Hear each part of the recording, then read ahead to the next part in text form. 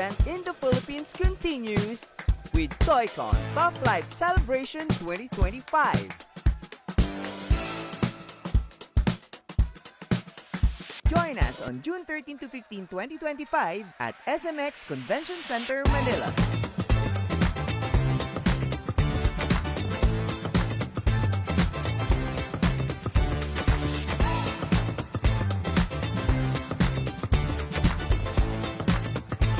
Nakahanda na ba kayo? TOYCON na!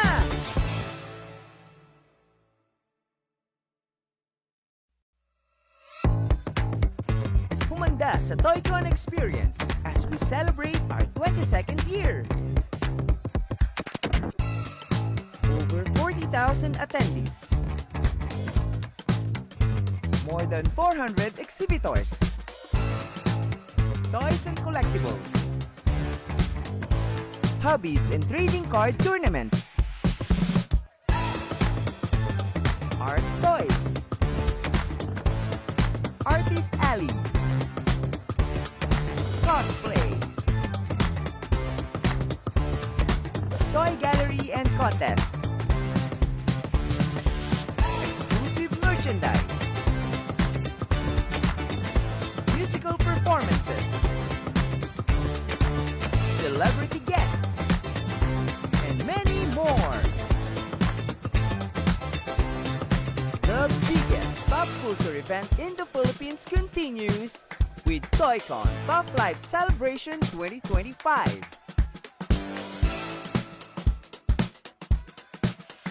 Join us on June 13 to 15, 2025 at SMX Convention Center, Manila.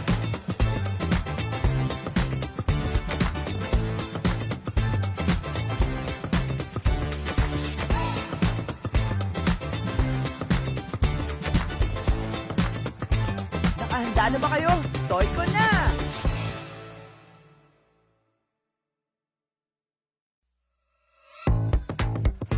Humanda sa TOYCON experience as we celebrate our 22nd year. Over 40,000 attendees. More than 400 exhibitors. Toys and collectibles. Hobbies and trading card tournaments. Art toys. Artist Alley. Cosplay. Toy gallery and contests. Exclusive merchandise. Musical performances. Celebrity guests. And many more.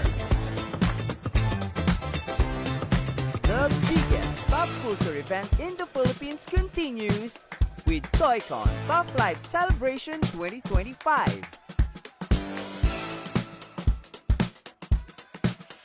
Join us on June 13 to 15, 2025 at SMX Convention Center, Manila.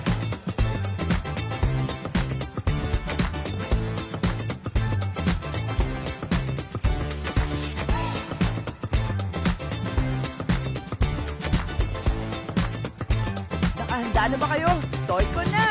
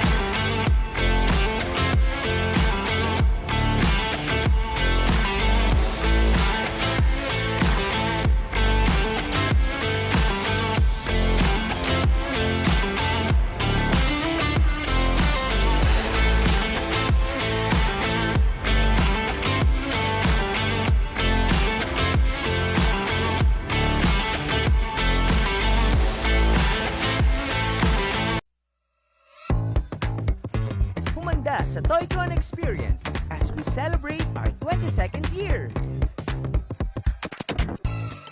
Over 40,000 attendees. More than 400 exhibitors. Toys and collectibles. Hobbies and trading card tournaments. Art toys. Artist Alley. Cosplay. Toy gallery and contests. Exclusive merchandise. Musical performances. Celebrity guests. And many more. The biggest pop culture event in the Philippines continues with TOYCONPH Live Celebration 2025.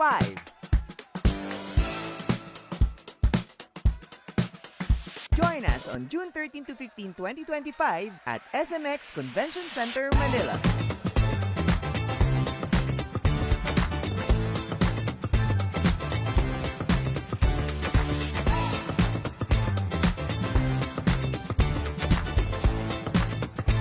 Nakahanda na ba kayo? TOYCON na!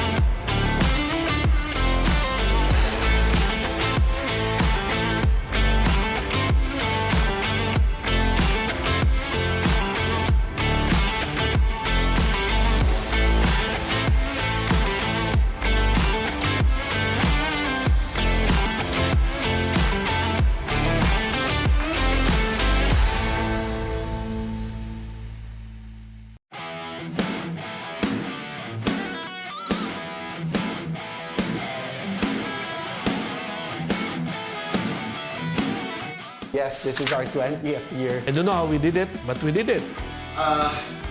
Kung collector ka, may hinahanap ka eh. That was the chase, that was the game. TOYCON is a representation of everything nostalgic and going forward. My build became part of a human barricade for Alodia. It feels like my mid-year Christmas. Actually, TOYCON is not about us. For collectors, by collectors. It's about all of us. TOYCON 20 na! Yeah! TOYCON 20 na. Halika na. Pwede yan? Pwede naman.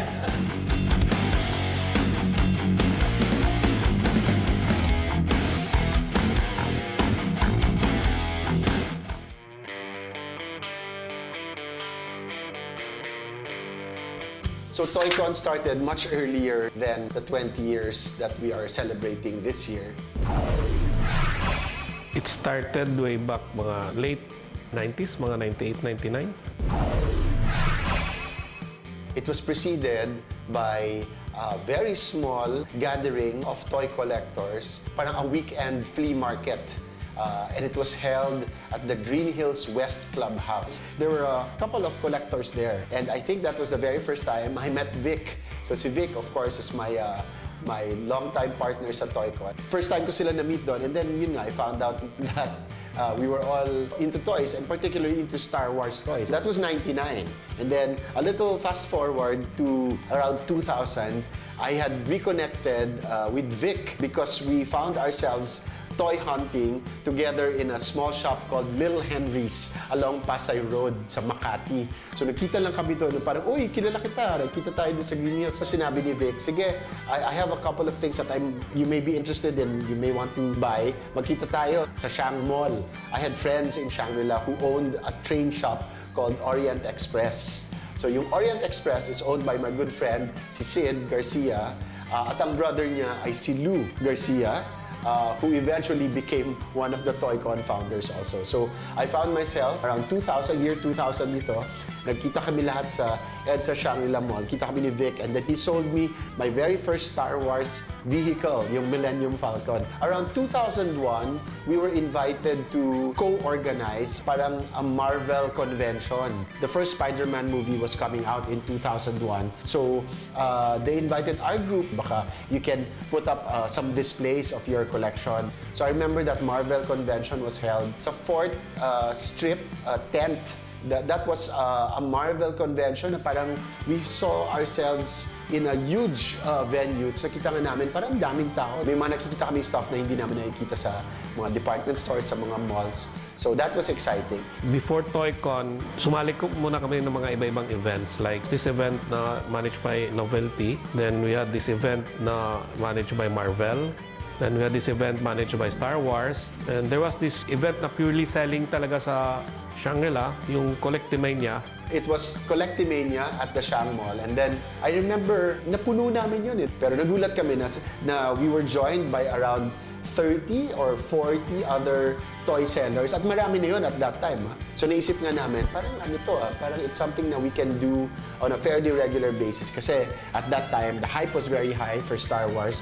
There were a lot of toys that were coming out, and collectors were really raring to get their hands on them. So sabi namin, baka okay to hold it in a much more prominent venue. I talked to one of our friends about it, yung idea na yun. Sabi niya, maganda yun ang idea na, why don't we make our own event na focus talaga sa toys? Sabi niya, yeah, magandang idea yan. Let's do it. So yun, binuo ko yung team. The team was composed with Cholo, then Lou, then Albert, then me. One thing in common that we had is we were all toy collectors. During this time that we were building up to eventually what would become TOYCON, nakikilala ko na yan, sina Vic, sina Jojo, si Albert came in a little later on kasi si Albert, friend ni Vic. Little did I know na big time pala yung collection ni Albert. Hindi lang siya Star Wars, but he was into vintage robots talaga. Yung mga Voltes 5, Mazinger Z, and all of those. That's why yung passion namin when we started the event, there was nothing mentioned about income or earnings or whatever it may be. Talagang we just wanted to hold an event na magsama-sama lahat ng toy collectors. And that's how it began.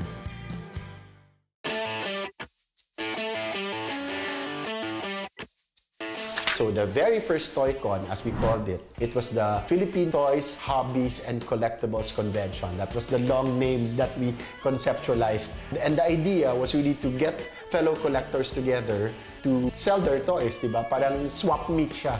And the very first one was held in October of 2002. We had our very first TOYCON dun sa Mega Trade Conference Room 1 and 2. It's the smallest rented out venue, I think an 80 square meter space.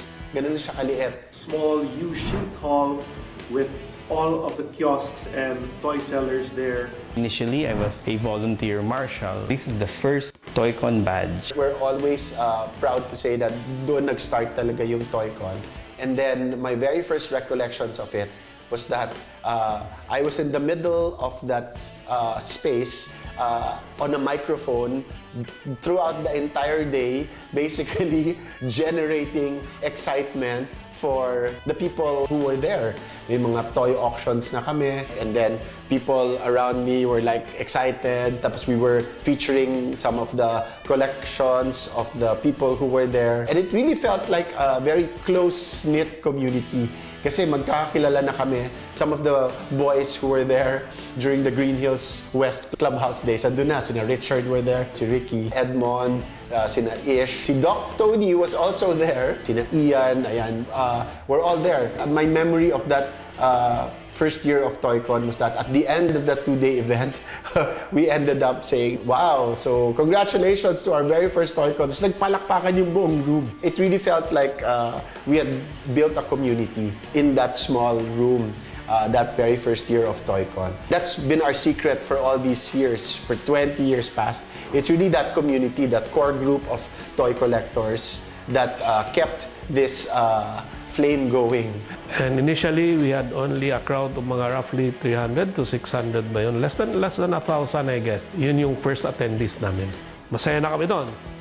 Then the second TOYCON we had, doon pa rin ulit the same venue. Doon na nag-change na talaga lahat. Dumami na yung attendees, it doubled, tripled pa nga. Then I pretty well remembered that lady who approached me and scolded me. Sabi niya, Iho, baka pwede next time, lakihan naman ang venue nyo, ang sikip-sikip dito. Para sabi ng mga tao na parang ang sikip na dito. So we partnered with SM and then they gave us the venue. So that's why we could actually grow the venue. And so that was it. Bang! Succeeding year, we transferred to one mega trade hall. Then every year, gradually, nagiging 2 halls, naging 3 halls, and finally, the whole mega trade halls kinuha na namin, including the function rooms.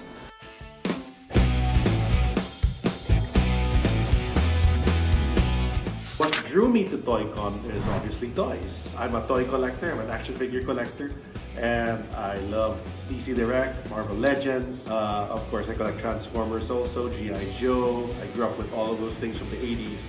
So TOYCON is a representation of everything nostalgic and going forward. Kung collector ka, may hinahanap ka para mabuo yung kung ano yung kino-collect mo. Malaking tulong ang TOYCON. Kung yari, mayroon kang binubuong set, hindi mo mahanap. Pero nakikita mo sa TOYCON lang at sa magandang presyo. Hindi mo na siya papakawalan. Happy ka, marami ka pang nakikilalang bagong collectors, nagkakaroon ka ng mas maraming kaibigan, nag-expand yung social life mo. So people coming from different regions of Philippines and some from other regions of Asia know that this is the best opportunity to find the toys that you are looking for. At that time, it was already dawning on us na it's more than just collecting, it's more than just the toys, but it was really the fandom, the hype of the fans that was generating this buzz about collecting. Tapos kami, syempre, we were very happy about it kasi buhay na buhay yung hobby namin. So, hindi mo alam, may James Bond collectors pala or Indiana Jones. Small group na ganun, makikilala mo na rin eh. May Bugs Bunny group, may Bruce Lee group. Tapos yun, pinag-isa nila sa isang umbrella. There were already small communities being formed, you know, like the Philippine Tolkien Society, and then around 2004, we also formed Toy Soldier 118. There's also DCPH, yung mga nagko-collect ng mga die-cast vehicles. And then yun nga, doon nagkikita-kita yung mga collectors, doon nagtitipon-tipon during the annual TOYCON. Nagiging mix na yung crowd ngayon, from toy collectors to a diverse crowd. So yun, we were mixing basically the people who were collectors and the people who were really into the pop culture side of it. Doon na nag-umpisa yung what we call now as yung pop culture. And I would say we're just very lucky na kami ang part ng pag-start ng pop culture. For some, it was cosplay, but what really brought us together is that TOYCON is a melting pot of pop culture. And everybody gets to enjoy something in TOYCON. That's why people keep on coming back as volunteers in TOYCON. You get to enjoy what you like, but you also see new things every year. You also form friendships along the way. Anything and everything that has to do with pop culture fandom, let's find a platform for it in TOYCON. Well, TOYCON, as I've said, it's a little of everything. Mainly toys, but nandun lahat. Cosplay, gaming, cards. Panel discussions, yung mga anime and manga. So we've grown into much more than just a toy show now. We are definitely also into different forms of pop culture. We're into gaming, merchandise, apparel, fan films. People love movies. People love TV series. People love celebrities. People, syempre, love toys. And people love people who share the same passion.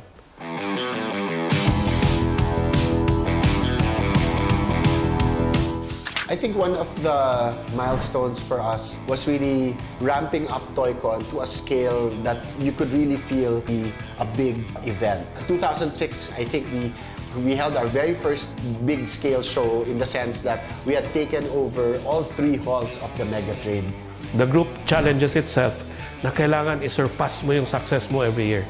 We got the attention of the international artists, toy creators, kasi naging guest namin din the guys from Art Asylum, which was at the day a very popular toy brand. Kasi ano na to, this was very much in the heyday of I guess the first line of collectible toys when the quality of toys started to improve. There were figures coming out from McFarlane, from Art Asylum, guests like Kamikaze come to the show, si Ding Dong Dantes, Marian was there, Francis M. also attended one of our early TOYCONs, si Zayjan Haranilla, who at that time was very famous as a child star, si Angel Locsin. So all of these celebrities, they were coming to TOYCON on their own. Si Sarah Geronimo also came. The Sarah G moment at TOYCON was a big deal for us kasi she appeared on stage in complete cosplay regalia and sobrang to the delight of our fans. And then we were getting the attention already of the big media partners. GMA and ABS-CBN wanted to showcase their shows and their talent using TOYCON as the platforms. Mga 2012, we were already partnered up with some big movie outfits, meaning that we were already becoming a platform for these Hollywood movies to promote. Warner Brothers supported us very early on to promote the big DC movies that were coming out, Batman, Superman Returns. It was the first time that we had a big DC superhero, which was Superman Returns. That was in 2006. So we thought of promoting Superman Returns in TOYCON. So parang every year, ang lakas ng presence ni Warner Brothers. My favorite memories from TOYCON was when we were able to bring in costumes, authentic costumes from the films to TOYCON to showcase and share it with the fans. The costumes from Harry Potter, straight from the UK archives, Dark Knight, the Christian Bale was his costume from Dark Knight Rises. 2012, when they were promoting the Dark Knight Rises, Warner Brothers and TOYCON brought in Christian Bale's live-action batsuit that he wore in that movie. So that was awesome. And then we also had Universal Pictures, Paramount Pictures, Columbia, and Sony. So around 2015, Avengers Age of Ultron, I think, was the movie that was showing then. Marvel tied up with us, and then they had a very nice exhibit at TOYCON. We had a Hulkbuster. So exciting. It was very exciting for us that, you know, we were having this scale of an event. And then after that 2015, we knew that we had made it big because we had partnered up with an international group called MindStyle. MindStyle is a brand licensing company. They actually produce toys. They make toys and they license huge brands for the toys that they make. Eventually, they went on to make the local Funko here in Asia, yung Pop Asia. MindStyle came into TOYCON. It definitely changed the scenario. We were able to tap, through the help of MindStyle, yung mga international celebrities and other toy designers. Na-upgrade na lalo yung level ng TOYCON. And then they shot us the idea na, let's do something really big in your next TOYCON. So that brings us forward to TOYCON 2016, which we held for the very first time at SMX. So every time we hold a show at SMX, we knew that we'd already made it big. Kasi ibang level ang shows at SMX. Because of MindStyle, we were able to put on a quality of show that, in that very first year, we brought in our very first international celebrity, si Christian Nairn, who played Hodor in Game of Thrones, as we also brought in the kid who played the young Boba Fett in episode 2 of Star Wars. Ganyan. So, yun, may sense na kami na parang wow. And then, the entire Encantadia cast was with us also for that year as they launched Encantadia sa GMA. Parang feeling namin, we'd already reached the scale of San Diego Comic Con, pero actually malayo pa. But we were getting there. We were, I think, the very first show that dared to actually put it on, a pop culture show, and we were already calling ourselves the biggest pop culture convention in the Philippines. Hey, true believers, this is Stan Lee. I just want to tell you, I am so excited to know that my exhibit will be touring at TOYCON in Manila, and you better be there. Si Stan Lee, who we had hoped would fly out to Manila to join us, unfortunately couldn't make it. So si Stan Lee actually showed up sa TOYCON through a live remote broadcast from his home in the US. But we had the Stan Lee exhibit, which was also a milestone for us then. Kasi Stan Lee lent us his personal collection of Marvel memorabilia. A lot of other milestones came after that, of course. Every year from then on, we had celebrities join us. We had Kelly Hu, we had Neil Adams, the legendary comic book artist creator from DC Comics. Sabi niya, he really enjoyed his experience in Manila, and that was because of meeting his fans in TOYCON. Meeting Neil Adams, I remember shaking his hand and, just having a fun time with him. It was so accommodating. We had a couple of celebrities from Twilight, The Walking Dead. We had Kevin McNally, Mr. Gibbs from the Pirates of the Caribbean, Michael Copon, Dean Cain, Superman. Ang dami ko nang na-meet sa TOYCON. All of these types of caliber of stars, international stars, we were very happy to have partnered with MindStyle because they were the ones who really brought them in, and we were just happy to host them. Our biggest milestone of late are really the toy artists or toy designers. We had partnered with Quix Maikez. Quix joined us for the 2017 TOYCON. That's how we were introduced to what is now known as parang art toys or designer toys. Until 2019, where we actually featured Quix, of course, was there, but there were other artists that were there with him, sina Korean Chicken, Wetworks, of course, it's Check Disc. And then we had a slew of international toy designers who also joined us for the 2019 show. And then they went over in a big way with our local market. So nakita namin doon na parang, wow, this is really the direction of how toys are going to be appreciated. These toys are treated like art pieces, di ba? That's where we are now. Parang we're really fostering the creativity, the ingenuity, and the imagination of our Filipino artists and putting them forward as really some things that we can be proud of as both a local community and then show it off to the international market. And if they see it as really what it is, di ba? A Filipino-made creation, then okay yun, we've actually achieved our goal. I'm sure na kami na yung longest culture event. I don't know if I'm mistaken, but I believe kami yung one of the longest running in the Philippines. We are the oldest in Asia. The oldest con in Asia. So Years of TOYCON in 2020 and 2021. But then, Years of TOYCON in 2020 and 2021. But then, when 2021 came, we went online at para lang ma-maintain yung communication